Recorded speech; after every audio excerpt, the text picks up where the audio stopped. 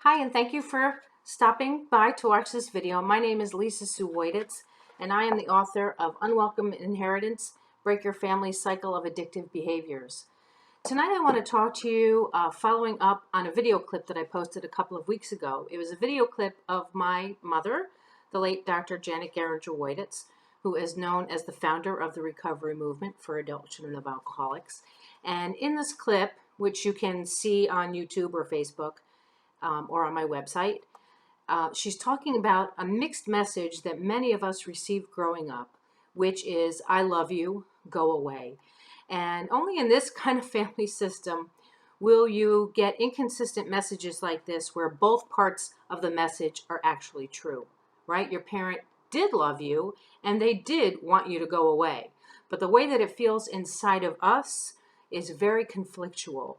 And the point of that video clip and what I'm about to read to you now has to do with the fact that we get comfortable, as uncomfortable as it is, we repeat this pattern and get into other relationships, sometimes intimate relationships, sometimes friendships, sometimes work situation, that repeat this pattern where we are in effect trying to win over the love of somebody who is inconsistent, maybe warm and loving one day and rejecting the next. So I just want to read to you this one quick section. I love you, go away. Sometimes your alcoholic parent was warm and loving, and sometimes rejecting and hostile. Although your non-alcoholic parent told you that you were loved, he or she was often so absorbed with worry and so irritable that you rarely felt loved. There was no consistency, right? Every day was different. This is love as you understood it as a child and are still experiencing it. Ever wonder why you are attracted to the person who is warm and loving one day and rejecting the next?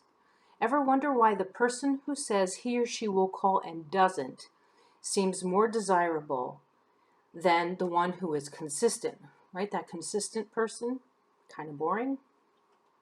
If by chance you do become involved with a lover who is consistent, you find that sort of person very unsettling. Where am I? If by chance you do become involved with a lover who is consistent, you find that sort of person very unsettling because you have no frame of reference for this behavior. I'm talking about the type of individual with order in his or her life, the person who can predict with a reasonable amount of certainty what tomorrow will bring. This also is someone who will behave, feel, and think tomorrow very much as he or she did today. The challenge to win the love of the erratic and sometimes rejecting person repeats the challenge of your childhood. You are grateful when the inconsistent person throws you a crumb, but get bored quickly with the one who is available all the time. You are playing out your childhood all over again because the only consistency you knew was inconsistency. The only predictability you had was the lack of predictability. You lived your childhood on an emotional roller coaster, and that is what you understand. Think a minute. How many times have you created a crisis in your relationship to get the energy flowing again and bring the relationship back to more familiar ground? And Unwelcome Inheritance, I call this the comfort zone of tension. Even though this may be obvious to you on an intellectual level, bear in mind that it may take longer for you to truly feel this truth because you were conditioned at such an early age. And the two things that I really want to pull from this for maybe some reflection are the ideas, well, first of all, the idea of consistency and inconsistency, of really struggling with organization and the predictability because it is boring and because it is unfamiliar, and frankly, we don't know how to do it because the model wasn't there.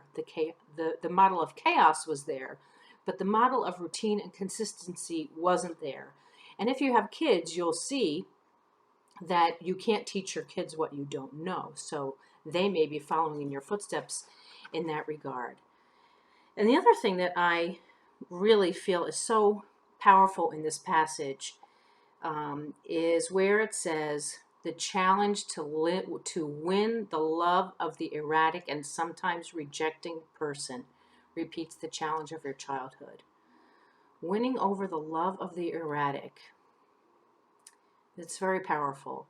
And I think that has a lot to do with low self-esteem and accepting the unacceptable and boundaries. So these are all topics that we'll get to in time. The next message that we'll read about when I come back with Struggle for Intimacy is the message of, you can't do anything right, I need you. So thanks for stopping in. I'll talk to you all soon. Have a great night. And please, please subscribe, please like and share, and please also comment below. When you do these things, it lets me know that you want more content coming your way. Thank you.